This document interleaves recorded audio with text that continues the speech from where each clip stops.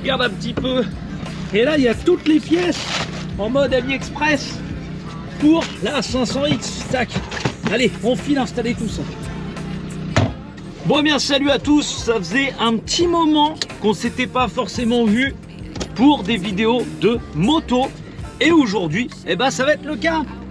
Puisqu'on est en direction de chez Honda Govin, ou plutôt CB77, puisque en fait, ils ont tout simplement changé de nom et de gérant.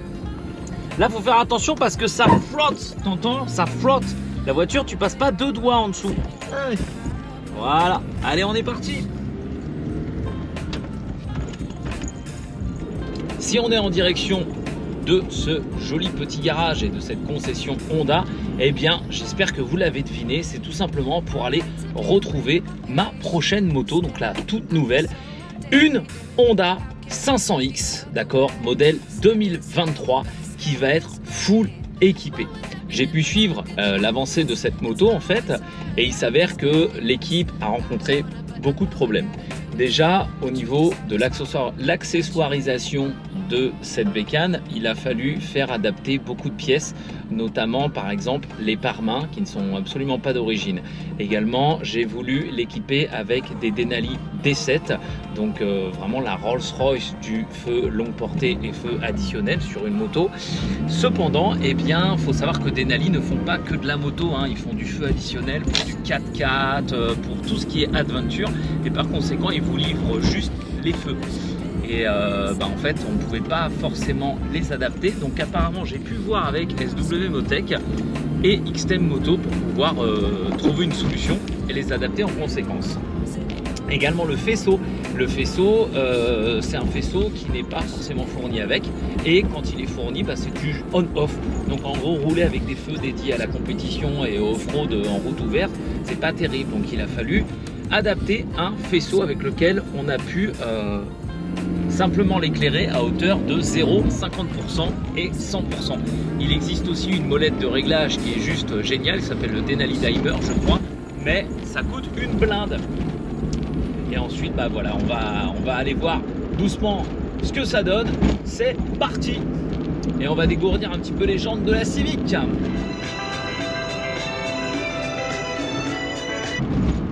Au passage, si ça t'intéresse un jour que je te fasse une petite review vidéo de la Civic, tu me dis. Allez, il reste encore des pièces à monter, sachant qu'on part dans 2 semaines.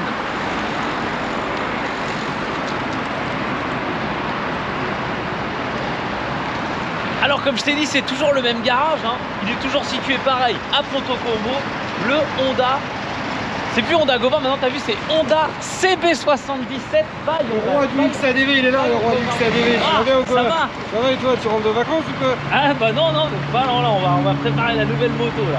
Qu'est-ce que tu prends avec quoi? Une Honda 500X. Ah, quand est-ce que tu prends avec un Goldwing?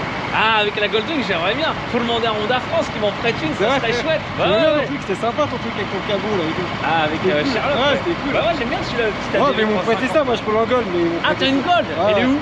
Là, la noire là. Ah ouais. Là. Ah oui, avec le top case et tout.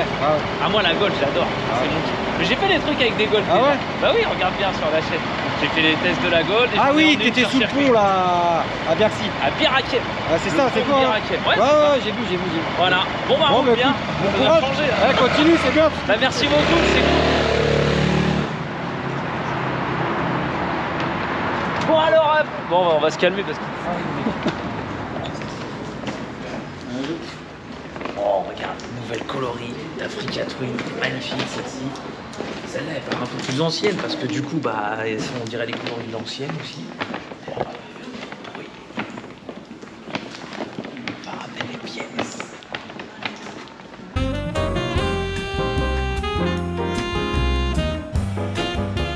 Alors laisse-moi te présenter une petite partie qui n'est pas forcément ouverte à tout le monde chez CB77. En fait, regarde bien, on n'a que des CBR de légende, vraiment classés par génération. Donc, regarde bien, je te laisse un petit peu mater tous les CBR de la plus ancienne à la plus récente. Oh, on a même un Four Tracks Honda. Alors celui-là, je l'avais pas vu. Il doit être tout nouveau là, celui-ci là. Regarde-moi ça. C'est beau. Et là, on a la crème de la crème. T'as vu un petit peu ma petite Civic? Bah franchement, on est loin de chez loin. On est sur un Honda NR. Donc ça, c'est une moto qui coûte quasiment quand même plus de 100 000 euros. En fait, un teintage de la bulle, une sorte de matériau en titane qui provient des bulles d'avions de chasse. Et toute la moto, en fait, tout le cadre, tout le carénage est en carbone. Tu vois un petit peu?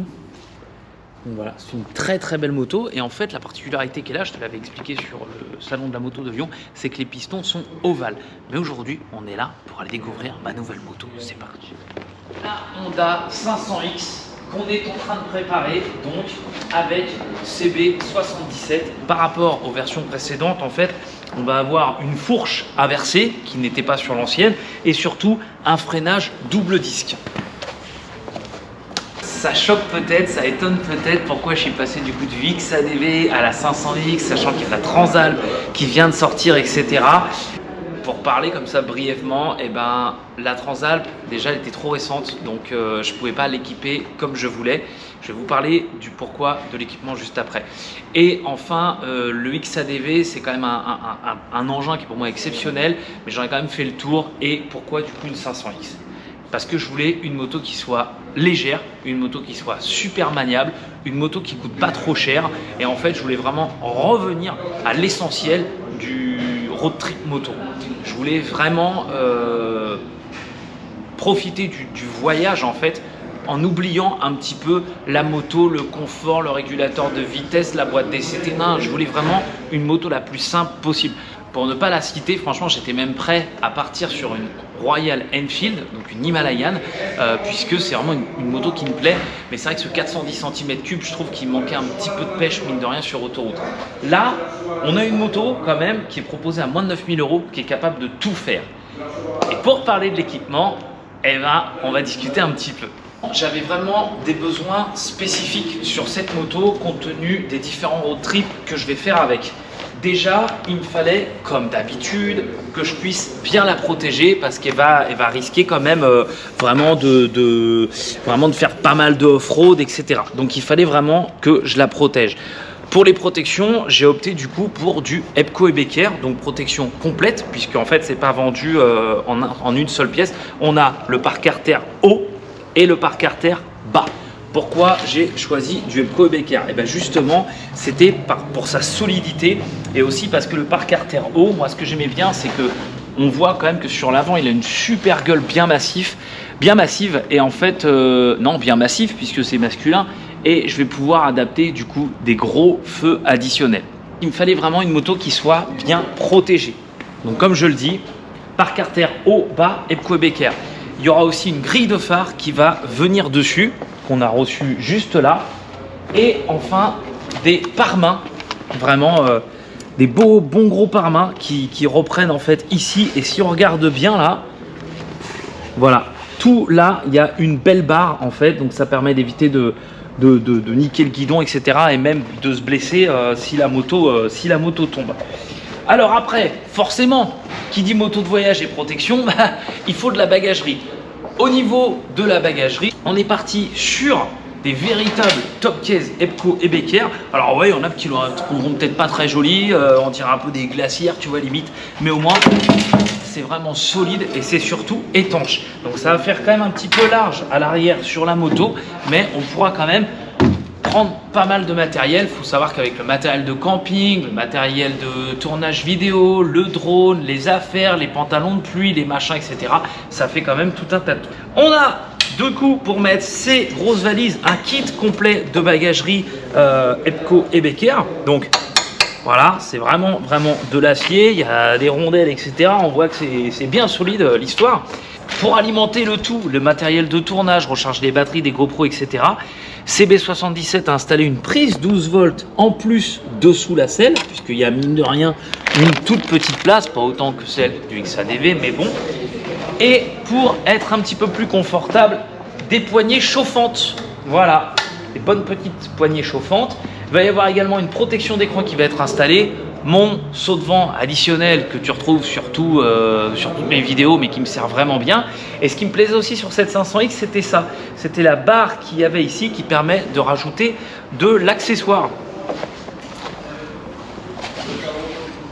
Et t'expliquer également 2-3 choses. Je trouve que c'est important. On va faire un peu le tour. Tac. Voilà. Bon alors comme tu le sais, moi je fais 1m70, donc les grosses motos de trail, etc. des fois c'est pas forcément pour moi, puisque je vais pas avoir les pieds qui vont toucher par terre. Alors il y a toujours possibilité de mettre des biellettes et de rabaisser la moto. Mais quand tu rabaisses une moto, faut penser que ta moto elle va se relever, puisque la béquille latérale elle va être plus basse, donc ta moto va être plus droite. Donc en général, il faut recouper la béquille latérale. Jusque là ça va. Le problème de recouper la béquille latérale, c'est qu'après, ton ressort, il va plus avoir assez de force pour la tirer en arrière. Autre problème, sur les motos qui sont pourvues de béquille centrale, celle-ci, la béquille centrale est en option. Franchement, moi, j'en veux pas parce que ça va alourdir, ça va taper peut-être en off-road, etc. Bref, c'est que tu vas devoir forcer beaucoup plus pour la lever et la mettre sur la béquille centrale, vu que la moto va être beaucoup plus basse. Donc tout ça, c'est des modifications. Et franchement, j'en avais un peu marre. Je voulais vraiment une moto la plus simple possible. Alors celle-ci, elle est pire que bien équipée. Et encore, c'est pas fini. Je vais te faire la liste après. Mais quand bien même, je serais parti sur une Africa Twin comme on en a une juste là. Ma gueule, c'est nouveau ça. Comme vous le savez, l'Africa Twin, c'est la moto de mes rêves. Là, on est sur un 1100 cm3, d'accord? Une moto qui est ultra polyvalente, c'est une très bonne routière, c'est une excellente moto en off-road, ok? On a une boîte DCT, des jantes à rayon tubeless, s'il vous plaît, mais surtout, on est sur une moto qui vaut 18 000 €. De ce côté-là, on est sur un 500 cm3 avec des jantes qui ne sont pas à rayon, ok? Mais des jantes qui sont quand même tubeless. On est sur une moto avec une boîte manuelle, ok, éligible en permis A2 et surtout celle-ci coûte 8 000 €. Donc 18 000, 8 000, ça fait 10 000 € de différence. Donc je te laisse en fait imaginer la raison pour laquelle je me suis penché plus sur la 500X, parce que je voulais une moto que je puisse équiper. Ok, là il y a quand même un investissement assez conséquent que j'aurais quand même dû mettre sur l'Africa Twin. Donc vraiment, c'est aussi pour ça que j'ai pris la 500X. Et parce que pour ceux qui l'ont conduit, ça reste une moto absolument légère, elle est confortable, c'est un vélo, elle s'en sort aussi très bien en off-road. Alors c'est sûr, on n'a pas le même débattement que sur une Africa forcément, mais pour faire du off-road et de la route et surtout du long voyage, c'est vraiment le top. En plus de ça, ça reste une moto qui est quand même super fiable, on n'a pas du tout d'électronique comparé à l'Africa avec son écran TFT, avec la boîte DCT, le régulateur de vitesse, etc.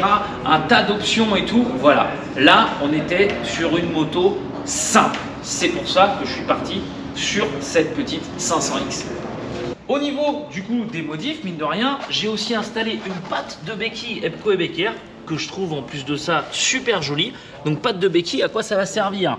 Alors déjà, bon, c'est joli, ok, mais ça évite surtout que ça s'enfonce comme pas possible dans le sable, parce que la béquille en réalité elle est grande comme ça, hein, et que du coup ta moto elle tombe, chose qui m'est arrivée plus d'une fois. Je te mets la photo ici. Enfin, ça c'est une petite nouveauté quand même chez Ebco et Becker. Et franchement, j'aimais pas ces trucs-là. À l'époque, moi je conduisais des sportives et les sacoches de sel et de réservoir, j'aimais pas parce que tu étais là, tu la sens et tout, ça m'emmerdait. Et en fait, pour en avoir essayé une du coup lors de mon road trip en Honda XADV, en fait c'était super pratique. Ça me permet, tu vois, par exemple de mettre les petites batteries de la GoPro, tes papiers, la carte bleue quand tu mets le péage, etc. Et celle-ci en fait elle est étanche, c'est un petit peu mon critère. Donc voilà, on dirait une petite carapace et tout. Autre chose, CB77 a aussi mis une prise ici, tu vois, USB normal, USB type C, pour pareil, recharger le GPS, etc., etc. Donc cette moto, là, tout de suite maintenant, aujourd'hui, elle n'est pas finie. Qu'est-ce qu'on va rajouter dessus? Eh bien, on va mettre un échappement X-Race titane, donc le poids c'est 900 grammes. Donc moins d'1 kg, échappement en titane, très robuste. on va avoir ça sur le devant. On va y placer 2 gros optiques Denali D7, le plus haut de gamme de chez Denali, pour vraiment que ça éclaire comme pas possible. Et enfin, il manque aussi un petit élément, je sais pas, j'ai parlé de protection, j'ai parlé de off-road, j'ai parlé de plein de choses, alors je sais pas si tu as vu, mais il manque un sabot. Eh oui, là pour l'instant, il n'y en a pas. Donc là, en gros, si ça tape, c'est direct les collecteurs et surtout le bac à huile qui se trouve là. Donc autant dire que perforer un bac à huile en road trip, ça va être un petit peu problématique. On attend le sabot et en fait j'ai choisi un SW Emotech parce que sincèrement je trouvais qu'en termes d'installation c'était le plus simple et c'était aussi celui qui me paraissait le plus solide. Les SW Emotech ils font des trucs quand même assez pas mal de boulot. La moto est déjà pré-câblée pour les feux additionnels, quasiment tout est monté dessus. Les valises, elles sont là, elles sont quand même bien grosses, bien larges. Ça c'est vrai qu'elles sont très larges, mais en tout cas ça fera l'affaire. J'ai aussi reçu du matériel. Donc pour ceux qui s'en rappellent, ces gants là je les avais vraiment adorés. Et je les avais testés du coup un petit peu en avant-première en gros parce qu'ils n'étaient pas encore sortis. Donc voilà, les TFX3 Airflow. Donc ça c'est des gants été que j'avais utilisés pour mon road trip l'Odyssée.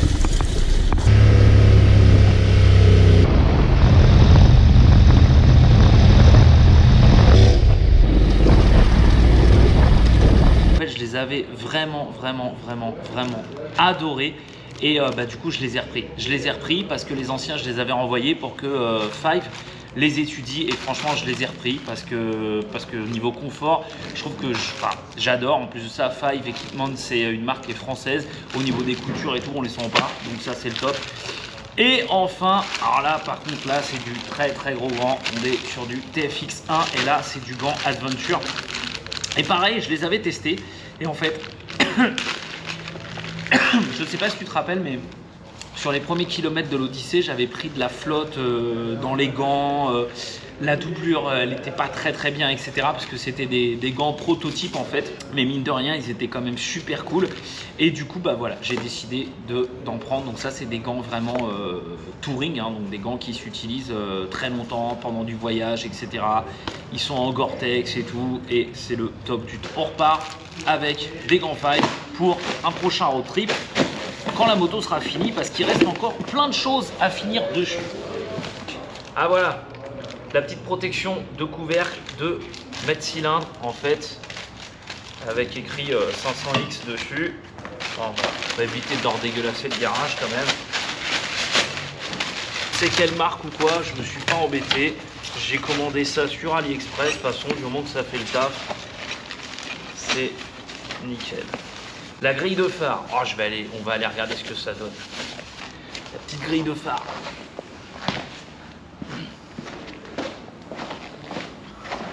Voilà, donc plutôt pas mal pour éviter tout ce qui est jet de pierre, etc. Ça évitera de remplacer un optique. Puis je trouve qu'avec cette teinte verte là, franchement, elle est magnifique. Vraiment, même les pare-mains Barkbuster là, putain, on voit que c'est vraiment bien solide. Tac, la grille de phare.